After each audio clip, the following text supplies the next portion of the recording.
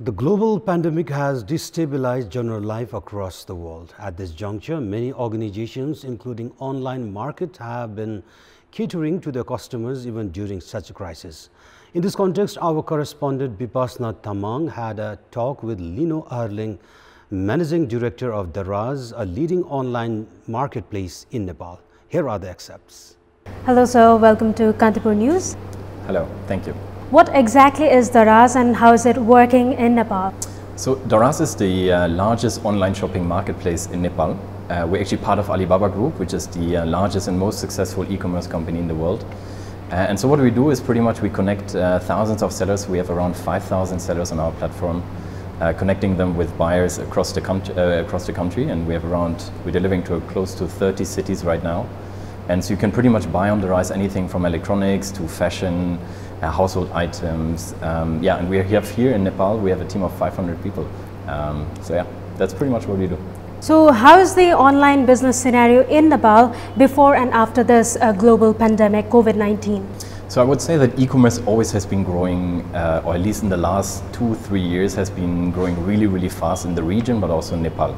We're definitely not there where, for example, India is or where China is, but it has been growing really fast. And also when we look at our year-on-year growth for Daraz in Nepal, it was around 200% actually, more than 200% year-on-year growth. So it was fast, but then even in lockdown, we had to deal with obviously certain restrictions by the government. So you might have realized this yourself, is that there were only the essential items, or only the stores could be open regarding essential items. So this also impacted us quite a lot. So during lockdown, we only could actually focus on groceries and essentials. So we actually closed a partnership with Big Mart, one of the leading supermarket chains here. So we focused really on FMCG items during lockdown. So that obviously was a little bit a new step for us because we haven't been so active in groceries. But that has seen a tremendous growth. So it was like a 900% growth in terms of grocery sales, and we really could fill a need in this for this country right now, because obviously it has been very difficult. Supermarkets have been closed. Many people don't want to go to a Bad Patini, or they don't want to go like out in the street in the market. So this is something where we could really support. And then now I would say since around 3 weeks, we're pretty much back to normal. And what that means is that now you can actually buy anything again, electronics, fashion. And we're delivering it now nationwide, and especially in COVID times. And this is also something that happens not only in Nepal, but really worldwide, is that people don't want to go now to big shopping malls. And it's really an accelerator for e-commerce that people can actually stay at home and can get items delivered to their doorstep. And that's pretty much what e-commerce can fill and enables them to shop safely.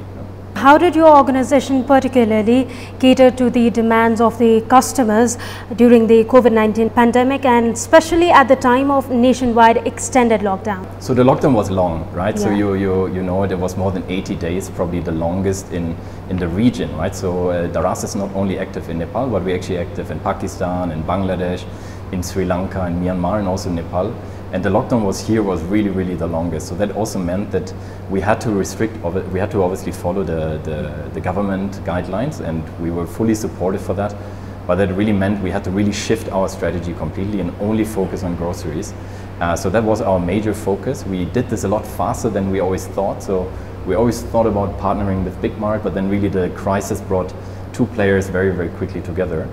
And then the second part I would say is also to really cater the demand of customers in the right way, was that people often don't want to handle cash right now. You might experience this yourself, is that you really shift to online to online prepayments.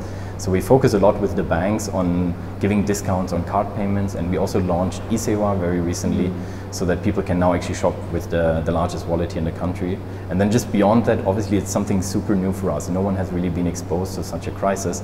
So we also had to ensure that obviously not only our team feels safe, right? Which means that we had to really do a lot about hygiene and explaining really all the rules to follow, and really make sure that social distancing is followed, and that we still do up to this day.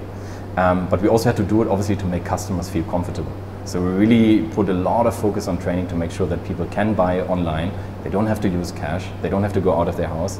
And then lastly also that when the delivery rider comes, that it's really distant and they don't have to worry about any transmission. In the capacity of the managing director of a leading online marketplace and logistics company, how would you like to address the skepticism of the customers regarding credibility or quality and prices of the products sold online? I mean, e-commerce has grown a lot already, right? So even though it has been, we're still in the early stages, I would say. We're not there where China is or where India is, but it has been growing really fast, but we're also only as good as the industry is, right? So we're not selling our own product, but we're selling products from different sellers, 5,000 sellers. And what our job is to pretty much make sure that they follow policies and structures. So we have to make sure, and this is not really shifting blame away, it's our responsibility to make sure that sellers become better, that logistics companies become better. And it does happen sometimes that maybe you order something and then you receive a package and it might be slightly different than advertised.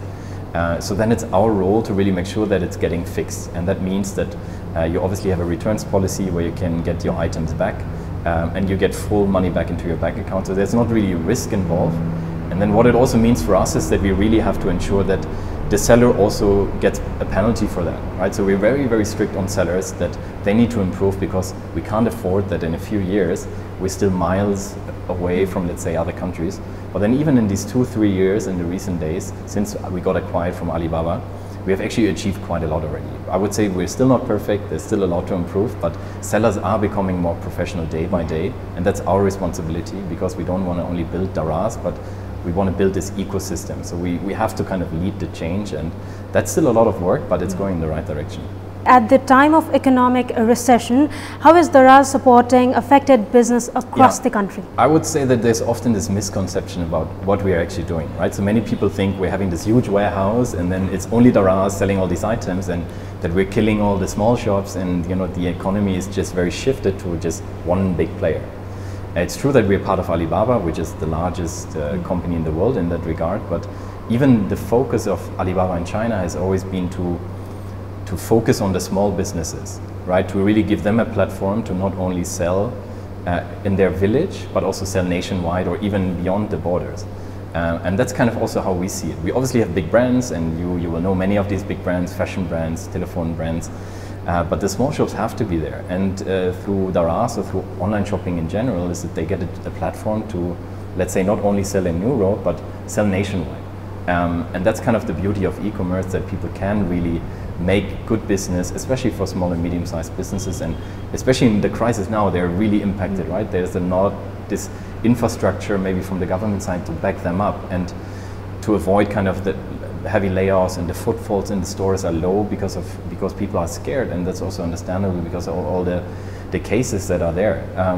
We can at least bring shops online, and we can give them a platform to sell, so that at least they can still have sales across the country. And I think that's something that we do, and we also have been pushing this with a stimulus package where we invested quite a lot of money in ensuring that they can list their products without actually any fees.